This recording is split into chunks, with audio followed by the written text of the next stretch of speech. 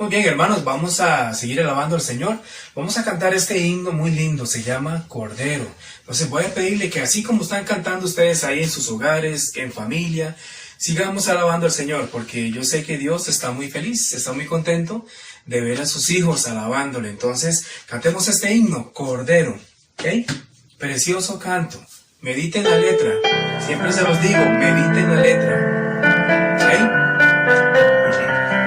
¿Estamos juntos? Cordero, que bajaste del cielo a morir en la cruz para darme la luz y tu gran salvación. Vertiste sangre inmaculada, con la cual mi maldad al morir en la cruz la borraste, Jesús. El coro dice: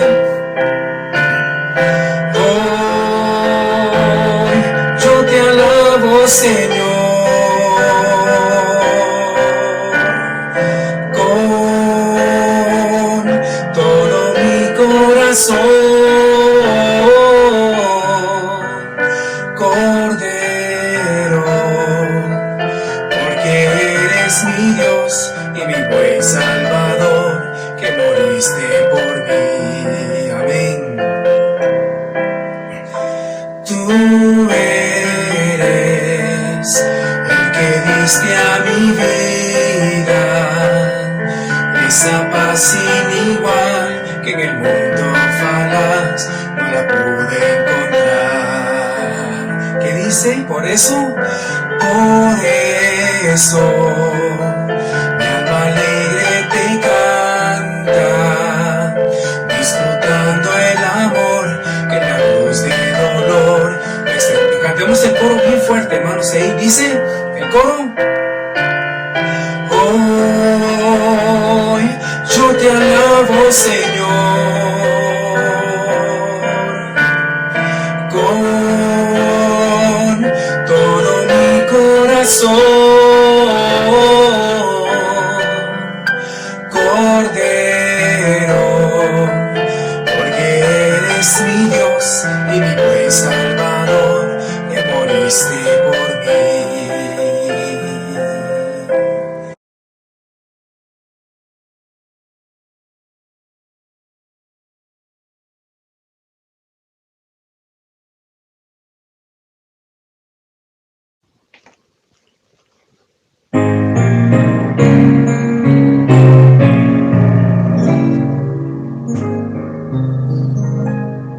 Señor mi Dios, al contemplar los cielos, el firmamento y las estrellas mil, al oír tu voz en los potentes truenos y ver brillar el sol en su cenit, mi corazón entona la canción.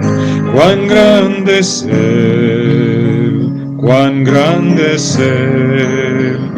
Mi corazón entona la canción. Cuán grande es Él, cuán grande es Él. Al recorrer los montes y los valles y ver las bellas flores al pasar, al escuchar el canto de las aves y el murmurar del claro manantial, mi corazón entona la canción. Cuán grande es Él, cuán grande es Él. Mi corazón entona la canción. Cuán grande es Él, cuán grande es Él. Cuando recuerdo del amor divino que desde el cielo al Salvador envió, aquel Jesús que por salvarme vino y en una cruz sufrió por mí, murió. Mi corazón entona la canción. Cuán grande es Él, cuán grande es Él. Mi corazón entona la canción. Cuán grande es Él, cuán grande es Él. Cuando el Señor me llame a su presencia, al dulce hogar, al cielo de esplendor, le adoraré, cantando las grandezas de su poder y su infinito amor. Mi corazón entona la canción. cuán grande es Él, cuán grande es Él. Mi corazón entona la canción, cuán grande es Él, cuán grande es Él.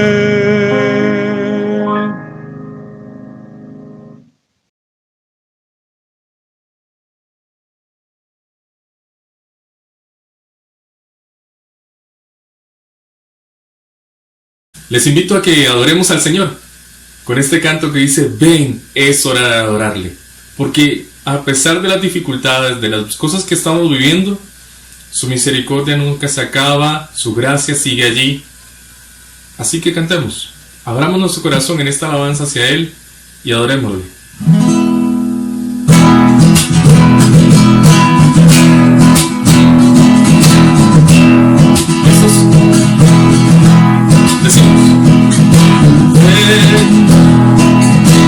Es hora de adorarle.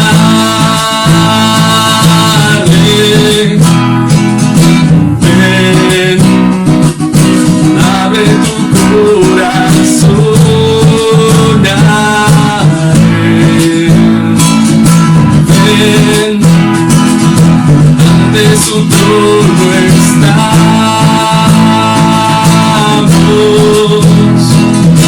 Ven, ante la majestad de Dios. Ven, volvemos a decirlo. Ven, es hora de adorarle.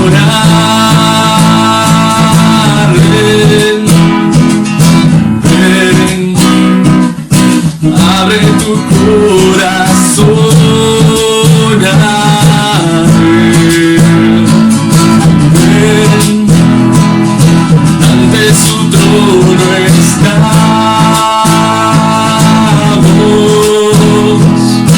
Ven, ante la majestad de Dios. Ven, toda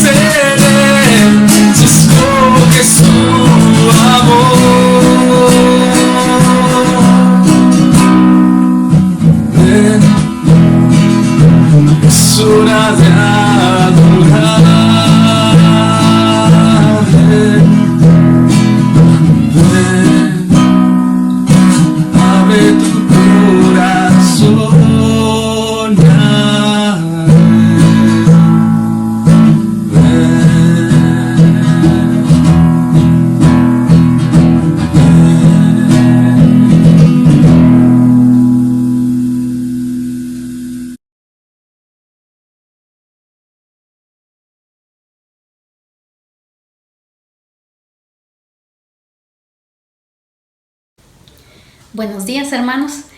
Este canto habla de que el único lugar seguro en el que podemos estar o en el que podemos acudir es a los pies del Señor.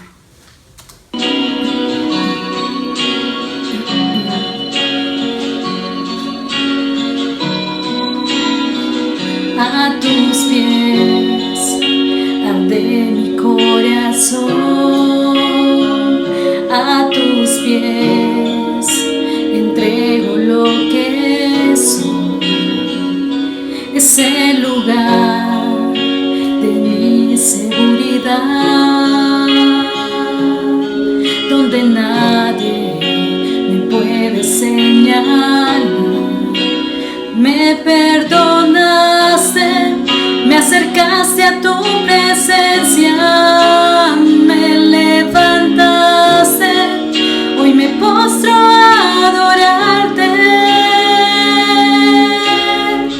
No hay lugar más alto, más grande que estar a tus pies, que estar a tus pies. No hay lugar más alto, más grande que estar a tus pies, que estar a tus pies.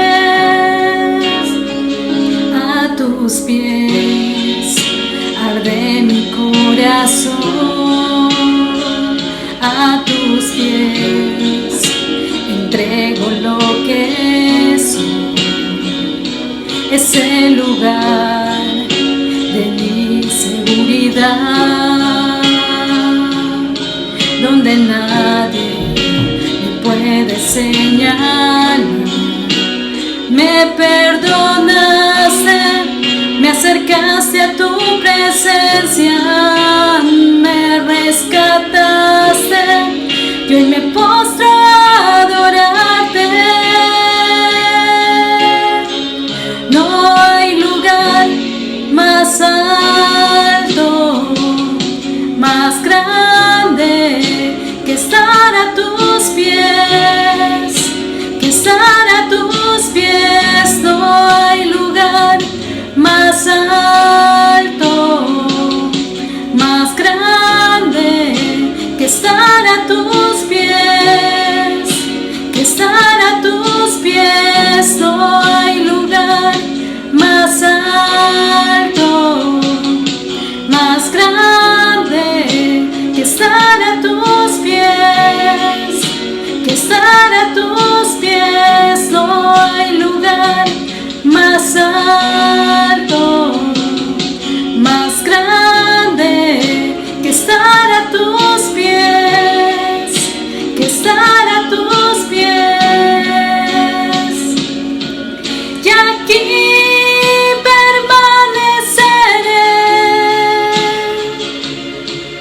postrado a tus pies, y aquí permaneceré a los pies de Cristo.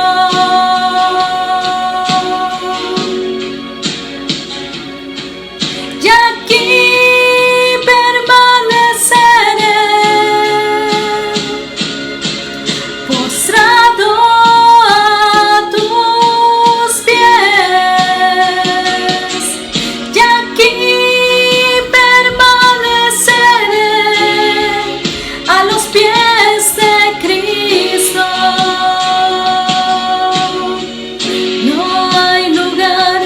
más alto, más grande que estar a tus pies, que estar a tus pies. No hay lugar más alto, más grande que estar a tus pies, que estar a tus pies.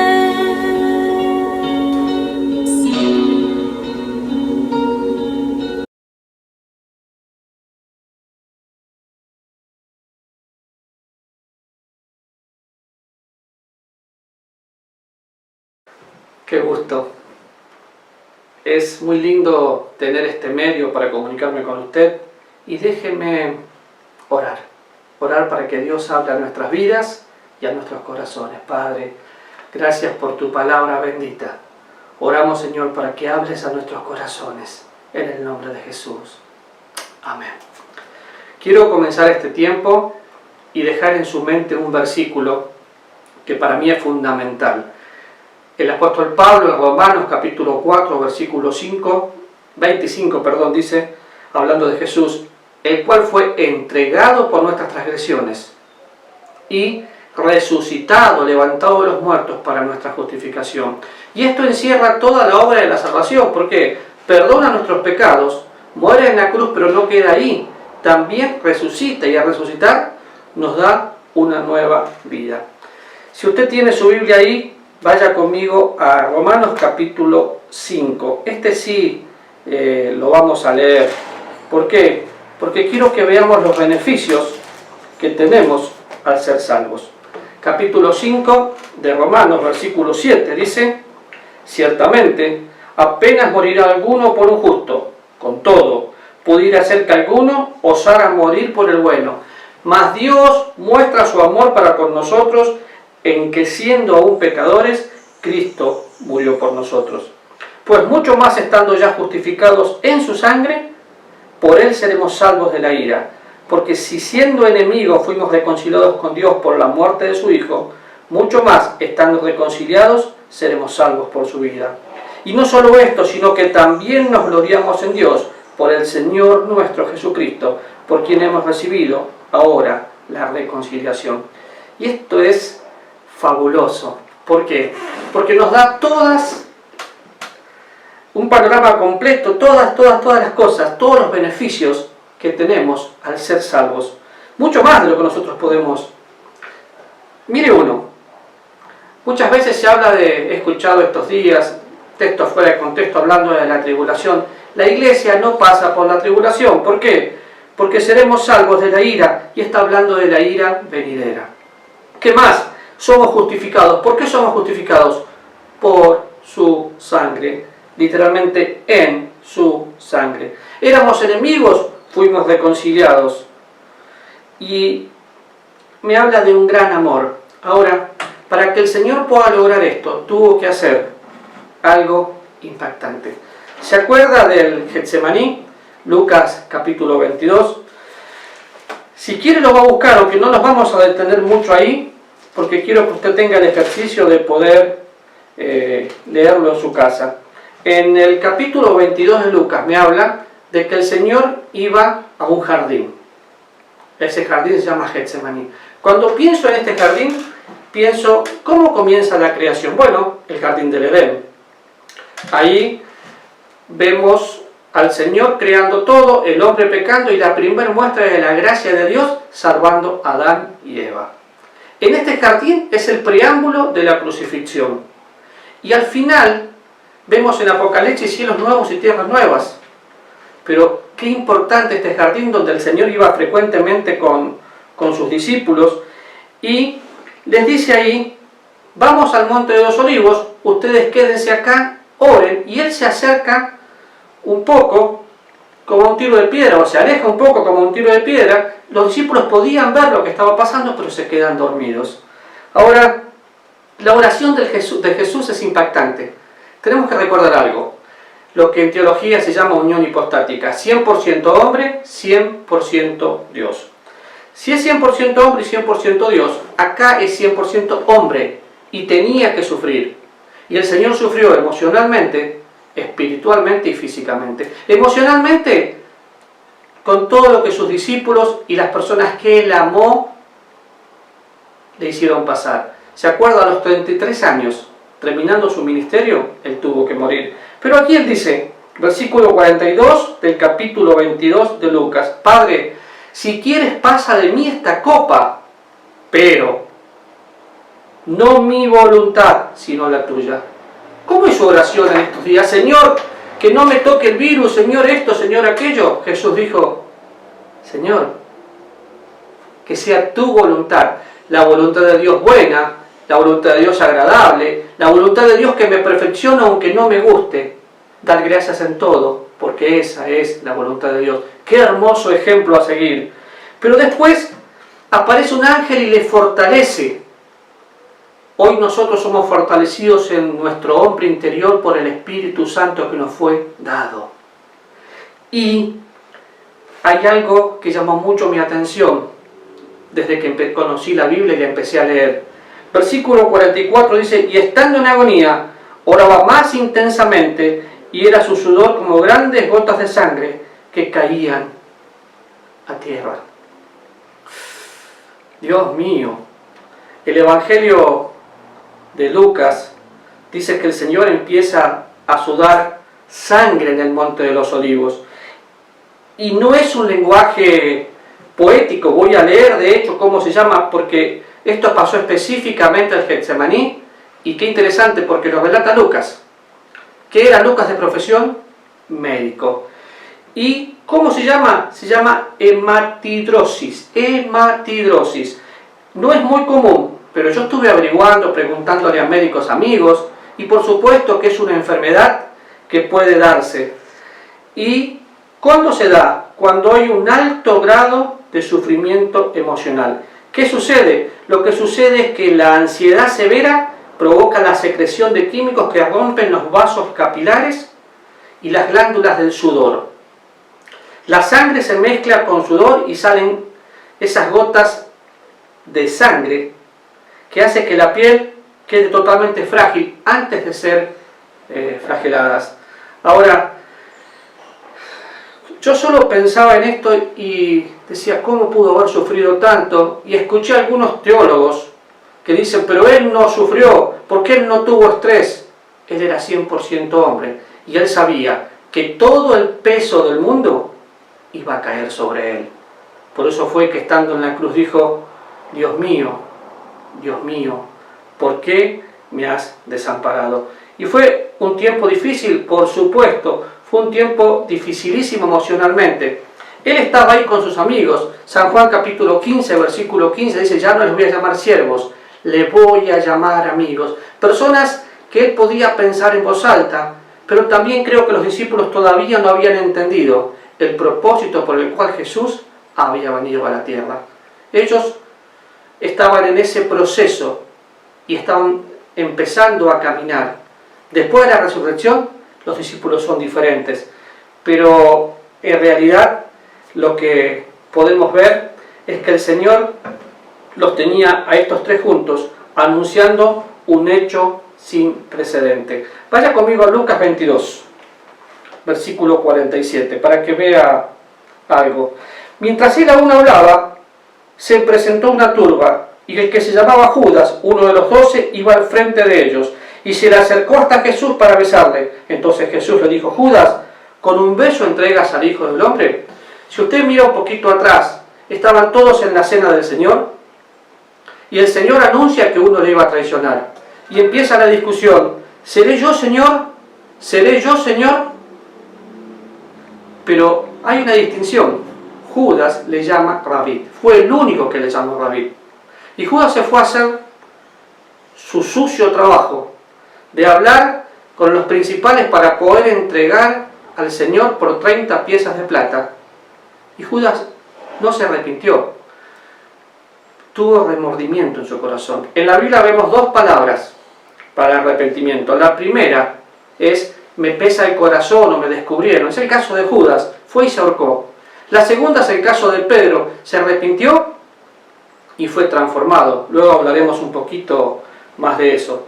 Pero el Señor estaba enfrentando un tiempo difícil emocionalmente. El Señor estaba mostrándole a todos la oportunidad, inclusive a Judas. Y acá vemos algo interesante también. La soberanía de Dios y la libertad del hombre están expresadas aquí. ¿Por qué? Judas tuvo oportunidad de decirle, me arrepiento y no te entrego. Pero tuvo la decisión y la llevó a cabo. Es la soberanía de Dios que lo permite y es la decisión del hombre, hacerlo o no hacerlo. Ahora, enfrentando juicio, enfrentando soledad, todo lo que es humanamente muy difícil, el Señor es arrestado. Y cuando es arrestado, usted va a encontrar esto entre el versículo 55 al 61, sucede algo que el Señor ya había dicho anteriormente. Su amigo Pedro lo niega. Ese Pedro que había dicho, Señor, mi vida pondré por ti. Sí, pero ese mismo Pedro lo niega. Fíjense algunos versículos nada más. Versículo 55, y habiendo ellos encendido fuego en medio del patio, se sentaron alrededor y Pedro se levantó también entre ellos. Pero una criada, al verle sentado al fuego, se fijó en él y le dijo, también este estaba con él. ¡Wow! Y Pedro se habrá sentido acusado. ¿Qué hizo Pedro? Le negó, diciendo, mujer, no le conozco. Y como una hora después, afirmaba diciendo, verdaderamente también este estaba con él, porque es Galileo. Y Pedro dijo, no sé lo que dices. Y enseguida, mientras él hablaba, cantó el gallo. Entonces, vuelto el Señor, miró a Pedro y se acordó de la palabra del Señor,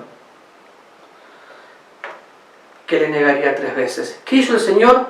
Miró a Pedro. Y yo no tengo ninguna duda que esa mirada Pedro no se la va a olvidar nunca. ¿Por qué? Porque fue la mirada del Señor. Una mirada con compasión, pero también una mirada correctora. Una mirada que le hizo acordar a Pedro en su interior. El Señor me había advertido de esto y yo le negué. ¿Saben? Las situaciones difíciles, cuando somos sacudidos, es cuando sabemos realmente lo que hay en nuestro corazón. Por eso la Biblia habla tanto de examinarnos. Si nuestra fe no es probada, no sabemos si es genuina. La diferencia entre Judas y Pedro, Pedro se arrepintió de corazón y vemos a un Pedro totalmente transformado en el libro de los Hechos predicando, porque su fe se había hecho firme a través de esta prueba. Porque no tuvo una mirada condenatoria, no. Tuvo una mirada de compasión de parte del Señor y una mirada de corrección. Esa mirada de corrección que lo hizo recapacitar y por consecuencia arrepentirse y tener una vida transformada. Ahora, el Señor llega al Getsemaní, sufre, su piel queda totalmente débil. Ser flagelado en esa condición era totalmente inhumano. Y así debilitado como estaba, vemos entre el capítulo 22 y el 23 todos los juicios que el Señor sufre. Pensemos en la flagelación. La flagelación consistía, o el sufrimiento, o los golpes, en 39 latigazos. El soldado usaba un látigo con tiras de cuero que tenía pelotitas y pedazos de hueso, y cuando él golpeaba, arrancaba carne y piel. Golpeaba y arrancaba carne y piel. Los látigos iban desde los hombros, la espalda y las nalgas. En esa condición fue puesto el Señor. Si usted sabe todo lo que le pasó, le pusieron un manto, estaba sangrado, el sufrimiento fue total. Dice la historia que las venas de las víctimas quedaban al descubierto y los músculos y tendones y las entrañas quedaban abiertos, expuestos. Ahora, cuando pienso en todo esto, tengo que retroceder un poco, porque él había sudado gotas de sangre. Ese sudor lo debilitó totalmente. Entonces, ¿sigue caminando? Sí. Ahora, ¿qué pasa en ese momento? Cuando suda gotas de sangre, empieza a ser latigado, emocionalmente empieza a ser golpeado. Bueno, se produce una condición médica que se llama hipovolémica. Hipo, bajo. ¿Bajo qué? Bajo volumen. Y émica significa sangre. Por tanto, la condición hipovolémica quiere decir que la persona sufre efectos de la pérdida de gran cantidad de sangre, y la consecuencia de esto es 1. El corazón se acelera para tratar de bombear sangre que no existe. Baja la presión sanguínea, lo que provoca un desmayo o colapso. 3. Los riñones dejan de producir orina para mantener el volumen restante. 4. Las personas comienzan a sentir sed, ansiedad, necesitan un fluido para poder reponer la sangre que perdieron. 4 cosas: el corazón se acelera, baja la presión, los riñones dejan de funcionar, comienza a sentir sed. En esa condición estaba el Señor. Getsemaní, latigazos y la consecuencia de todo lo que estaba pasando. Y en ese momento le colocan una corona de espinas, que nosotros lo vemos muy folclórico, muy lindo en los crucifijos que nos venden, que miramos, pero es mucho más que eso. ¿Por qué? En el siglo V, Vicente de Lernis escribió lo siguiente: le impusieron sobre su cabeza una corona de espinas que tenía forma de pileus, de manera que recubría y tocaba la cabeza por todas partes. La palabra corona nos ha sido inducida para pensar en un cerco de espinas en torno a la cabeza, pero es mucho más que eso. Este hombre, Vicente, dice claramente que se trataba de un casco sin alas que era entretejido. Ahora, para ser entretejido, era metido así fuerte, con dolor en la cabeza, era rellenado, se lo ponían en forma brutal. Cuando pensamos en la descripción que hace Marcos o que hace Juan, significa entretejido con fuerza, haciendo un sufrimiento extra. Tal vez no puedo ni siquiera pensar y no quiero sobredimensionar porque no podría, no hay nada que pueda explicar esto. Obviamente, entretejer eso todo acá entre medio de las orejas así, más toda la debilidad corporal, no tiene una palabra. La única palabra es: fue por mí, fue por usted. ¿Se imagina todo lo que Jesús sufrió? Ahora, de ahí vamos a la cruz. Pero ¿se acuerda? Getsemaní, sufre la condición médica de sudar gotas de sangre, su piel queda debilitada, es totalmente flagelado, pasa por los juicios más injustos, se burlan de él y va a la cruz. Cuando va camino a la cruz, lo primero que pasa, que estaba en una condición hipovolémica. Su sangre no era suficiente, el corazón necesitaba sangre, tenía sed, pero no pudo. Es ahí donde Jesús se desploma y un soldado le ordena a Simón que lleve la cruz. Ese Simón que después vemos siendo un hijo de Dios. Ahora Jesús dice: tengo sed. ¿Y qué le ofrecen? Un trapo de vinagre. El dolor era tan insoportable que literalmente no existe una palabra para poder describirlo. Y yo creo que la mejor palabra, otra vez, es: fue por mí, fue por mí, fue por mí. Empezamos diciendo que Él se entregó por nuestras transgresiones. ¿Por qué no lo hacemos personal? Se entregó por mi transgresión. Sufrió físicamente la crueldad más grande. Ahora, si usted lee un poco de historia, se va a dar cuenta que no todos los criminales eran clavados en la cruz. De hecho, en la ley judía no existía la crucifixión y el mayor castigo tenía que ser o la horca o la lapidación. Sin embargo, él fue acusado por los judíos, pero crucificado por los gentiles. De ambos pueblos hizo uno, derribando la pared intermedia. Ahora, los romanos sí ejercían la crucifixión. Si usted lee toda la historia, hasta último momento, no querían crucificarlo. De hecho, Pilatos dijo: no encuentro nada, y se lavó las manos. Pero, ¿a quién hay que soltar? Y la misma multitud que antes le aclamaba, hoy dijo: crucifíquenle, crucifíquenle, crucifíquenle. Fue por mí, fue por mí, fue por mí, fue por usted. Mas Dios muestra su amor para con nosotros en que, a pesar de ser pecadores, Cristo muere por nosotros. Y cuando pienso en la crucifixión, ¿es llevado a la cruz?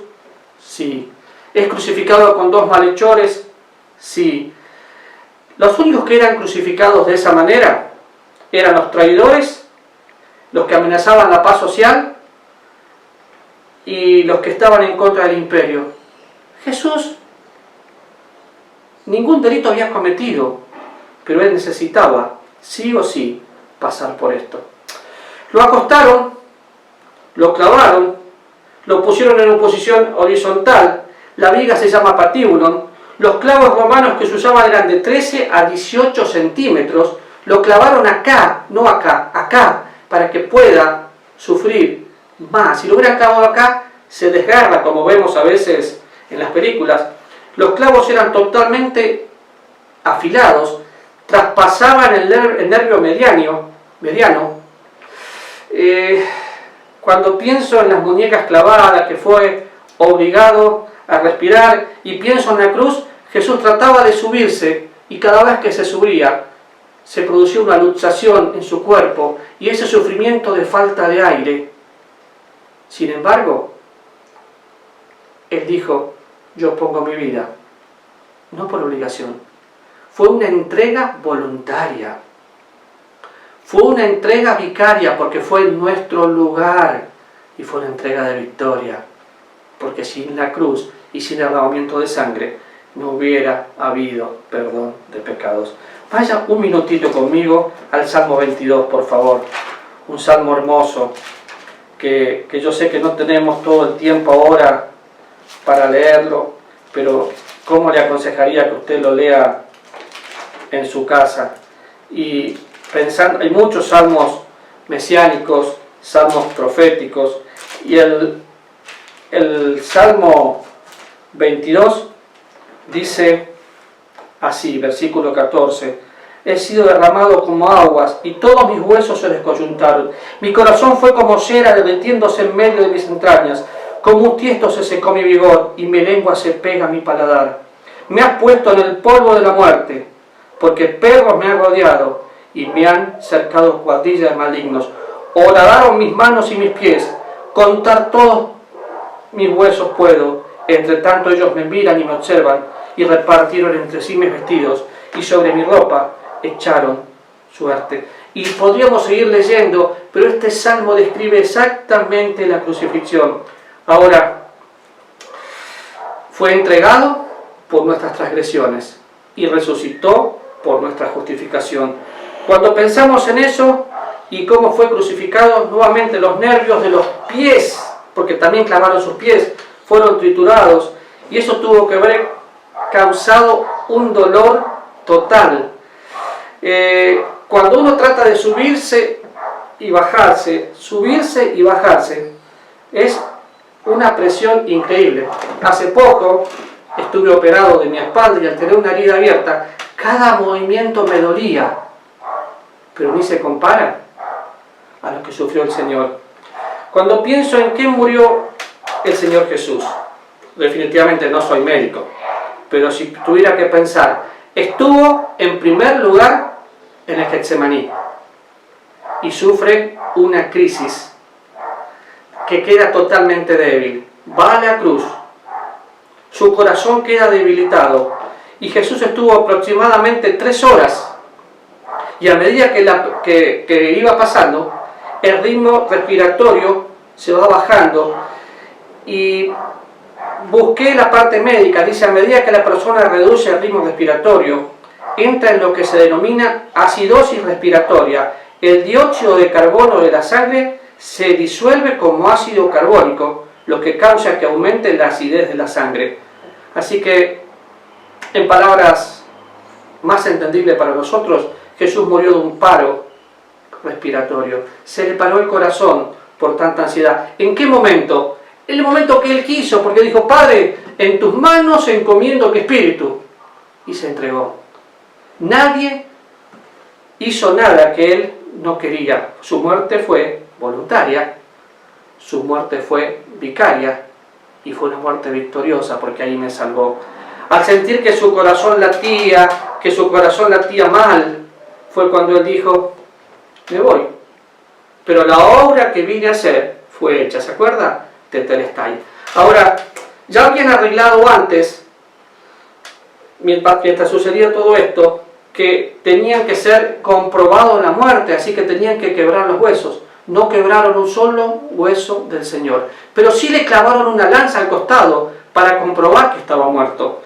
Entonces cumple otra profecía del Antiguo Testamento, donde dice que ninguno de sus huesos fue quebrado, y lo leímos recién. Ahora, este soldado romano que estaba ahí y que le clava la lanza, Qué impactante tuvo que haber sido para él ver que sale agua y sangre. El soldado, al clavar esto y al atravesar el pulmón derecho, atraviesa el corazón y sale un flujo claro. Nosotros tenemos algo que se llama pleura, y atraviesa la pleura y sale agua. Podríamos hablar mucho más de todo esto, pero vaya conmigo a 1 Pedro, por favor.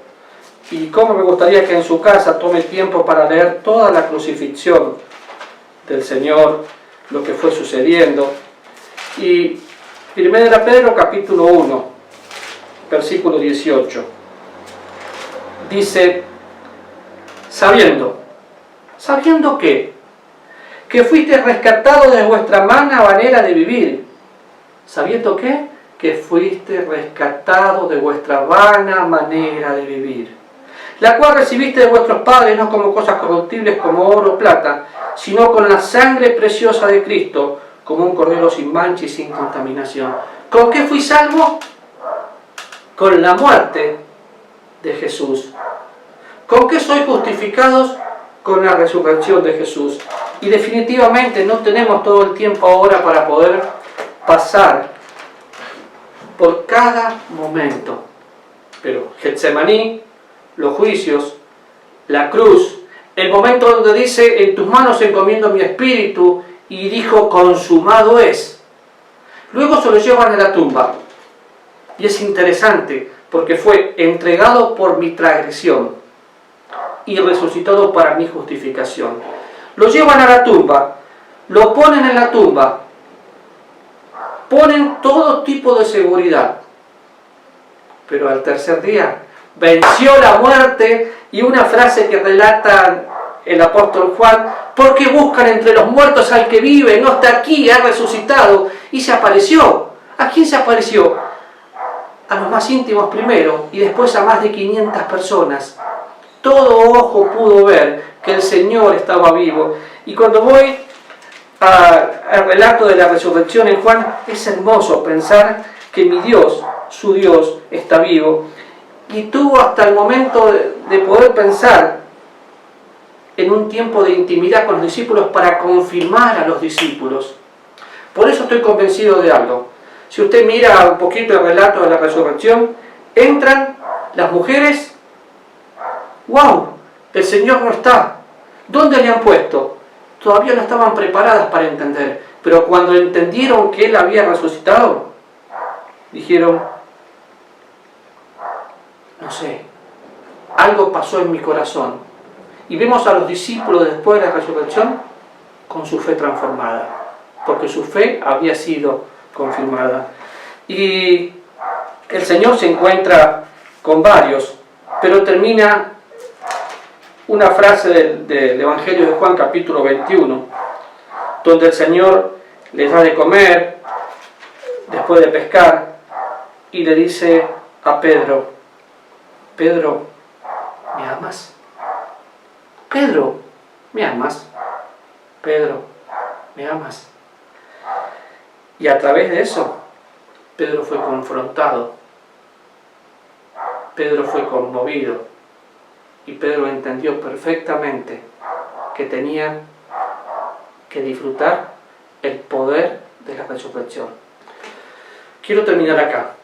Getsemaní sufre mucho.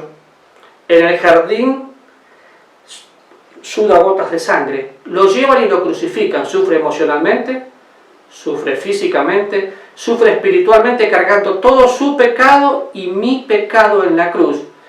Sin derramamiento de sangre no hay perdón de pecado.